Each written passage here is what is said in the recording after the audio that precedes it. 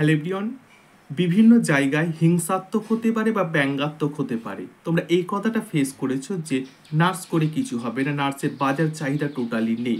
তাদেরকে আমি বলে রাখবো, এবং তোমরা যারা নার্সের জন্য প্রিপারেশন বা প্রস্তুতি নিচ্ছ, অবশ্যই ভালো একটা গুড প্রস্তুতি এবং নার্সের চাহিদা কোথায় কোথায় রয়েছে, কোন কোন জায়গায় রয়েছে তার একটা লিস্ট আমি ক্রিয়েট করেছি। আশা করছি তোমাদের অনেক অনেক এটা মোটিভেটেড করবে। তো চলো সেই লিস্টটা দেখে নাও। আমরা এবারে দেখে নেব কোন কোন জায়গায় নার্সদের কোর্স কমপ্লিট করার পরে সুযোগ সুবিধা রয়েছে। দেখো এক এক করে কিন্তু আমি তোমাদেরকে দেখাবো। দেখো প্রথমত হাসপাতাল বা ক্লিনিকে, ঠিক আছে, সরকারি বেসরকারি হতে পারে, কমিউনিটি হাসপাতাল, প্রাইভেট হাসপাতাল, সব জায়গায় কিন্তু তোমাদের এখানে সুযোগ রয়েছে। ওকে, বা বিশেষত হাসপাতাল যেমন হৃদরোগ, ক্যান্সার, প্রত্যেকটা জায়গায় কিন্তু তোমাদের এখানে সুযোগ রয়েছে। বিভিন্ন জায়গায় সরকারি বেসরকারি প্রত্যেকটা জায়গায় সুযোগ রয়েছে। প্রাথমিক স্বাস্থ্যসেবা কেন্দ্র, কমিউনিটি স্বাস্থ্যসেবা কেন্দ্র, গ্রামীণ স্বাস্থ্যসেবা কেন্দ্র, উপস্বাস্থ্য সেবা কেন্দ্র, এগুলো হচ্ছে গভর্নমেন্ট। ঠিক আছে, এগুলো হচ্ছে গভর্নমেন্ট। ওকে, ঠিক আছে। বর্তমানে নার্সিং তোমরা যদি কোর্স কমপ্লিট করো তাহলে এই সুযোগ সুবিধাগুলো কিন্তু অবশ্যই পেয়ে যাবে। নিবিড় পরিচর্যা কেন্দ্র, আইসিইউ, সিসিইউ, এনআইসিইউ, প্রত্যেকটা বড় হাসপাতালগুলোর ইন্টেনসিভ কেয়ার ইউনিট বা কার্ডিয়াক কেয়ার ইউনিট, ঠিক আছে, নবজাতক ইন্টেনসিভ কেয়ার ইউনিট, প্রত্যেকটা জায়গায় তুমি কিন্তু এখানে সুযোগ পাবে সরকারি হিসাবে বা বেসরকারি হিসাবে। বিভিন্ন গবেষণা কেন্দ্রে অবশ্যই তুমি সুযোগ পাবে। এটা দেখেছো বিভিন্ন নার্সিং কলেজ বা বিশ্ববিদ্যালয় শিক্ষকতার ক্ষেত্রেও তুমি সুযোগ পাবে। সে বিএসসি নার্সিং হতে পারে বা এএনএম জিএনএম হতে পারে, বিভিন্ন প্রমোশনের ব্যাপারটা রয়েছে। বাড়িতে নার্সিং সেবা প্রদানকারী সংস্থা ব্যক্তিগতভাবে রোগীদের বাড়িতে সেবা প্রদানের ক্ষেত্রেও কিন্তু নার্সিং নেওয়া হয়।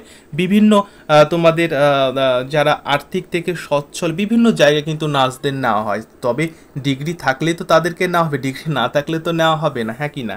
বহুজাত কোম্পানি ও স্বাস্থ্য সংস্থা, ওষুধ কোম্পানি, মেডিকেল ডিভাইস কোম্পানি, জনস্বাস্থ্য সংস্থা, WHO, ইউনিসেফ, এগুলো রিক্রুটমেন্ট করা হয়। অনেকে খবর জানে, অনেকে খবর জানতে পারে না। আন্তর্জাতিক সংস্থা, জাতিসংঘের স্বাস্থ্য প্রকল্প, রেড ক্রস, প্রত্যেকটা জায়গায় কিন্তু রিক্রুটমেন্ট নার্সদেরকে নিয়ে হয়।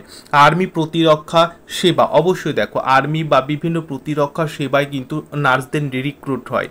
তোমরা হয়তো অনেকে জানো না, এখানেও নার্সদের একটা রিক্রুটমেন্ট করা হয় সরকারি হিসাবে, আর্মি বা প্রতিরক্ষা সেবায়, সামরিক হাসপাতাল, প্রতিরক্ষা, স্বাস্থ্যসেবা।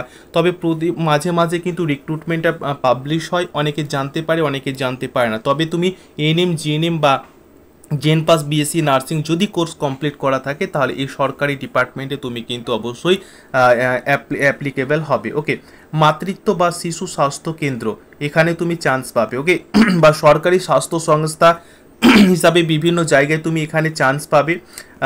মেন্টাল হেলথ কেয়ার, এখানেও তুমি চান্স পাবে। অনেক রয়েছে, ঠিক আছে, অনেক রয়েছে। তো এগুলো আমি এক এক করে তোমাদের সুবিধার্থে আমি প্রেজেন্ট করলাম। তো অবশ্যই তোমরা যারা নার্সিংয়ের জন্য প্রস্তুতি নিচ্ছ মনোযোগ দিয়ে একদম মানে এক নাগারে ফোকাস করো, দেখবে দেখবে অনেক অনেক তোমাদের কাজে লাগবে। ঠিক আছে, যারা তোমাকে ব্যঙ্গাত্মক করছে এই বয়সে নার্স করে আর কি হবে, তাদেরকে তুমি অবশ্যই ইগনোর করে চলবে, তাদের কথায় কোনো তুমি কর্ণপাত করবে না। তো আশা করি পুরো লিস্টের ব্যাপারটা বুঝেছো, কোথায় কোথায় তোমাদের রিক্রুট হয়, বিভিন্ন জায়গায় রিক্রুটমেন্ট হয়। ঠিক আছে, বা বর্তমানে রেল ডিপার্টমেন্টে যেমন রিক্রুটমেন্ট চলছে, রেল ডিপার্টমেন্টে নার্সদের রিক্রুটমেন্ট চলছে, সব জায়গায় রিক্রুটমেন্ট হয়। তবে চ্যানেলটি সাবস্ক্রাইব করে রাখবে, সব কিছু জেনে যাবে। ঠিক আছে, এবারে হয়তো তোমাদের সকলের ক্ষেত্রে ক্লিয়ার হয়ে গেছে যে নার্স কমপ্লিট করার পরে সে বিএসসি নার্সিং হতে পারে বা এনএম জিএনএম হতে পারে।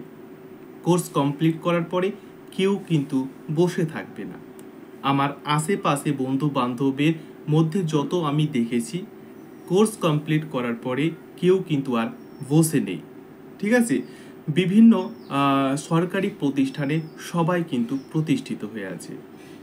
ঠিক আছে, তো যারা তোমাদেরকে বলে যে হিংসাত্মক ব্যঙ্গাত্মক হতে পারে, বিভিন্নভাবে তোমাকে কিন্তু ডিমোটিভেটেড করার চেষ্টা করেছে বা ভবিষ্যতেও করবে, তো তাদের প্রতি কোনো তুমি ধ্যান দেবে না। তোমার যেটা ফোকাস আছে সেই ফোকাস রাখো।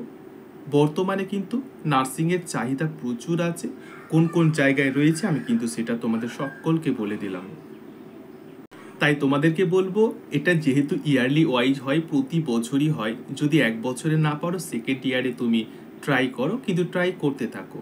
আর একবার যদি লেগে যায় তাহলে কিন্তু অবশ্যই ট্রেনিং করার পরে তুমি আর বাড়িতে বসে থাকবে না।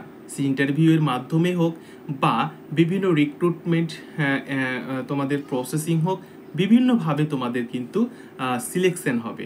ঠিক আছে? তো যদি ইনফরমেটিভ ভিডিওটি তোমাদের কাজে লাগে বা এটা যদি তোমাদের ভালো লাগে তাহলে অবশ্যই একবার লাইক সাবস্ক্রাইব করে পাশের বেলটি অবশ্যই অন করে রাখবে। এবং নার্সিং কোর্সের জন্য আমি অবশ্যই গাইড করি, সে জেনপাস হতে পারে বা এনএম জিএনএম হতে পারে। চ্যানেল ভিজিট করো, ভিজিটে গিয়ে 2025-এর জন্য প্রস্তুতি চলছে। অবশ্যই কিন্তু প্রত্যেকটা ক্লাস মনোযোগ দিয়ে দেখো। সকলে ভালো থেকো, নিজের প্রতি অবশ্যই খেয়াল রাখবে, সব সময় সেফ থাকবে। ঠিক আছে? চারদিকে যা ঘটছে তোমরা সকলে অবগত আছো, তো সেদিক থেকে অবশ্যই নিজের প্রতি কিন্তু অবশ্যই ধ্যান দেবে। ঠিক আছে? ভালো থেকো তাহলে। All the best and best of luck.